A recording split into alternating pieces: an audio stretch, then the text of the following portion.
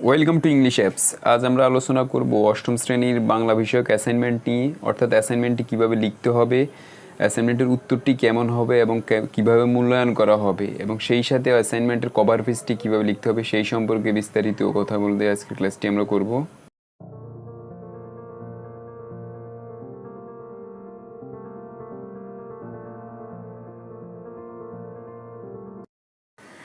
প্রথমেই কভার পেজটির নমুনা নিয়ে কথা বলবো। অর্থাৎ অ্যাসাইনমেন্টের কভার পেজে যেই বিষয়গুলো থাকবে, প্রথমত হচ্ছে বিদ্যালয়ের নাম থাকবে। যেমন আমি একটা ডেমো হিসাবে একটা বিদ্যালয়ের নাম দিয়েছি মণিপুর উচ্চ বিদ্যালয়।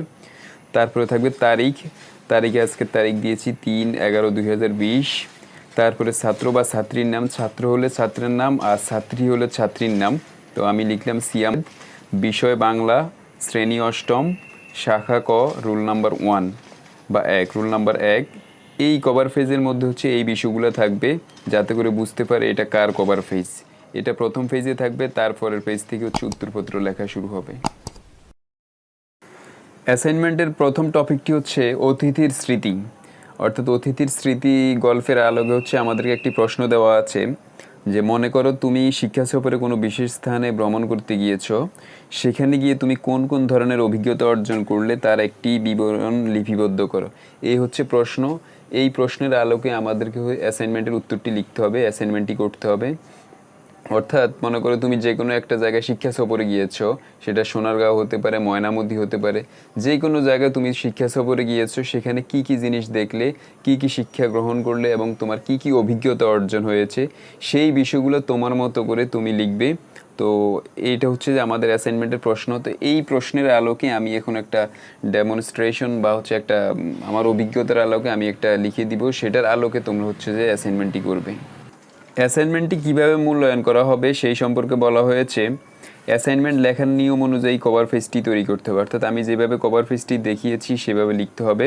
শিক্ষা সফরের বিষয়গুলো ধারাবাহিকভাবে লিখে যথাযথ বর্ণনা দিতে হবে। অর্থাৎ শিক্ষা সফরে যেই জায়গাগুলো গিয়েছি সেখানে কি কি দেখেছি সেটা ধারাবাহিকভাবে লিখতে হবে। 3 নম্বরে বাক্য গঠন ও বানান সঠিক হতে হবে। অর্থাৎ যেই বাক্যগুলো আমরা লিখব সে বাক্যগুলো সঠিক হতে হবে এবং বানানগুলো সঠিক হতে হবে। এখন আমরা উত্তরটি লিখব। শিক্ষা সফরের অভিজ্ঞতা, প্রথমে এরকম একটা শিরোনাম দিবে, তারপরে আমি আমার মতো করে লিখছি, তোমরা এটা অনুসরণ করে এর আলোকে অ্যাসাইনমেন্টটি করবে। যেমন লেখা আছে, শিক্ষা সফর শিক্ষার এক গুরুত্বপূর্ণ অংশ। আমাদের শিক্ষা ব্যবস্থা পুঁথির ক্ষুদ্র গণ্ডির মধ্যে আবদ্ধ। বইয়ের বিদ্যার বাইরেও আরও অনেক কিছু দেখার ও শেখার আছে। অর্থাৎ বইয়ের জ্ঞানের পাশাপাশি বাস্তব জ্ঞানও দরকার। বইয়ের শিক্ষার সঙ্গে বাস্তব শিক্ষার সম্পর্ক আছে। ইতিহাস পাঠের একটি অবিচ্ছেদ্য সম্পর্ক রয়েছে শিলালিপি, পাণ্ডুলিপি প্রভৃতিতে।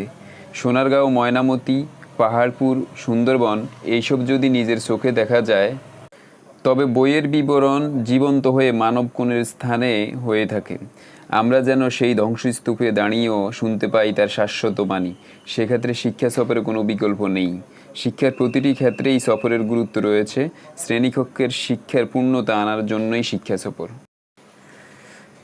গ্রীষ্মের ছুটিতে আমি আর সাকিব গিয়েছি ইতিহাস ঐতিহ্য সমৃদ্ধ সোনারগাঁও দেখতে। বাংলাদেশ ও বিশ্ব পরিচয় বইতে বাংলার 12 ভূঁইয়াদের কাহিনী পড়েছি। সেই 12 ভূঁইয়াদের একজন ছিলেন ঈশা খাঁ।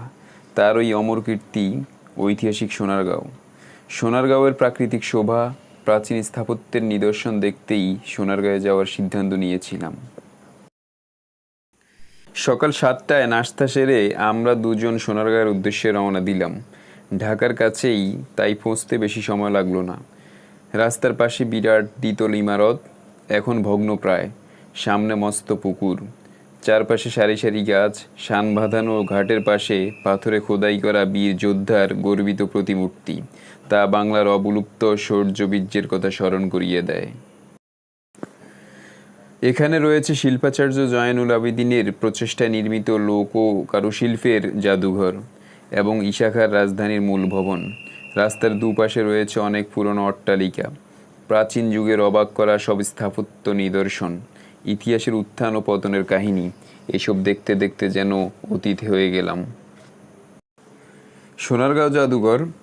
নারায়ণগঞ্জের ঐতিহ্যবাহী সোনারগাঁও বাংলার ইতিহাসের এক গৌরবোজ্জ্বল প্রাচীন জনপদ। প্রায় 300 বছর সোনারগাঁও প্রাচীন বাংলার রাজধানী ছিল। সুলতানি আমলের পটভূমিতে আমাদের সোনালী ঐতিহ্যের দিকে পিছন ফিরে তাকিয়ে দেখতে বেছে নেওয়া হয়েছিল সোনারগাঁওকে। মুঘল সুবেদার ইসলাম খানের সময়ে 1608 সালে ঢাকার রাজধানী স্থানান্তরিত হওয়ার পর সোনারগাঁয়ের গুরুত্ব ম্লান হয়ে যায়। তথাপি সোনারগাঁও আমাদেরকে নিয়ে যায় সোনালী অতীতের কাছে।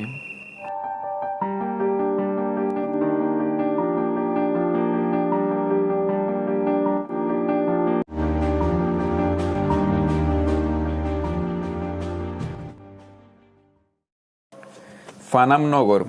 পানামনগর পৃথিবীর 100টি ধ্বংসপ্রায় ঐতিহাসিক শহরের একটি, যা নারায়ণগঞ্জ জেলার সোনারগাঁওয়ে অবস্থিত।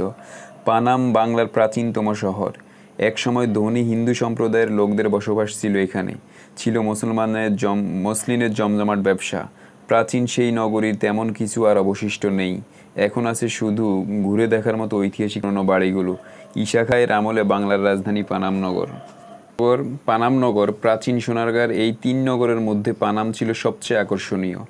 এখানে কয়েক শতাব্দী পুরনো অনেক ভবন রয়েছে, যা বাংলার 12 ভূঁইয়াদের ইতিহাসের সাথে সম্পর্কিত। ঢাকার খুব কাছেই 27 কিলোমিটার দক্ষিণ পূর্বে নারায়ণগঞ্জের খুব কাছে সোনারগাঁতে অবস্থিত এই নগর। সোনারগাঁর 20 বর্গ কিলোমিটার এলাকা জুড়ে এই নগরী গড়ে ওঠে। ঐতিহাসিকভাবে এটি অত্যন্ত গুরুত্বপূর্ণ একটি শহর। জানা যায় 1400 শতাব্দীতে এখানে একটি বিশ্ববিদ্যালয় প্রতিষ্ঠিত হয়, যেখানে পৃথিবীর নামি দামি শিক্ষকরা পড়াতে আসতেন। পানাম নগরী এর 2 ধারে ঔপনিবেশিক আমলের মোট 52টি স্থাপনা রয়েছে। এর উত্তর দিকে 31টি এবং দক্ষিণ দিকে 21টি স্থাপনা অবস্থিত। মেঘনা নদীর পাড়। পানামনগর ঘুরে এরপর চলে গেলাম সোজা মেঘনা নদীর পাড়ে। আজকের আবহাওয়া আর ঠান্ডা বাতাস সব মিলিয়ে এক অন্যরকম অনুভূতি। পাড়ে বালু উঠানোর কাজ চলছে। সেখানে যেতেই দেখলাম পাথর ফেলা নদীতে। সেখানে কিছুক্ষণ পানিতে হাত ছুঁয়ে দিলাম। আহা, মেঘনার পানি, ঢেউ এসে পা ছুঁয়ে দিচ্ছি। এই হচ্ছে আমাদের অ্যাসাইনমেন্টের যেই প্রশ্নটি রয়েছে, সেই প্রশ্নের আলোকে আমরা উত্তর লিখলাম। তো এইভাবে তোমরা উত্তরটি তোমাদের মতো করে, তোমাদের যেখানে যে ভ্রমণ করেছো, কেউ যদি কুমিল্লার ময়নামতি ভ্রমণ করো বা যে কোনো দর্শনীয় স্থান, ঐতিহাসিক স্থানে শিক্ষা সফরে যাও, সেটার আলোকে, অভিজ্ঞতার আলোকে তোমরা তোমাদের অ্যাসাইনমেন্টটি করবে। আমি যে অ্যাসাইনমেন্টটি করেছি, এটা থেকে অভিজ্ঞতা নিয়ে, ধারণা নিয়ে তোমরা করতে পারবে। তাহলে আশা করি তোমরা ভালো মার্কস পাবে। বিশেষ করে বানানগুলো খেয়াল করতে হবে, বাক্য সঠিক যাতে হয় সেই বিষয়গুলোর দিকে খেয়াল রাখতে হবে। তাহলে তুমি পূর্ণ নাম্বার পাবে অ্যাসাইনমেন্টে। এ হচ্ছে অ্যাসাইনমেন্টের বিষয়। তো প্রথমে কভার পেজ, তারপর প্রত্যেকটা পেজ বাই পেজ দিবে। এভাবে হচ্ছে যে বাংলা, তারপর ইংলিশ, বাংলাদেশ ও বিশ্ব পরিচয়, এইভাবে দিলে আশা করি ফুল নাম্বার তোমরা পেয়ে যাবে। তো আমাদের ক্লাস যদি ভালো লাগে, অবশ্যই ইংলিশ অ্যাপ চ্যানেলকে সাবস্ক্রাইব করবে, লাইক, কমেন্ট, শেয়ার করে পাশে থাকবে এবং বেল আইকনে ক্লিক করে রাখবে, যাতে করে পরবর্তী অ্যাসাইনমেন্টগুলোর আপডেট পেতে পারো। Thank you very much.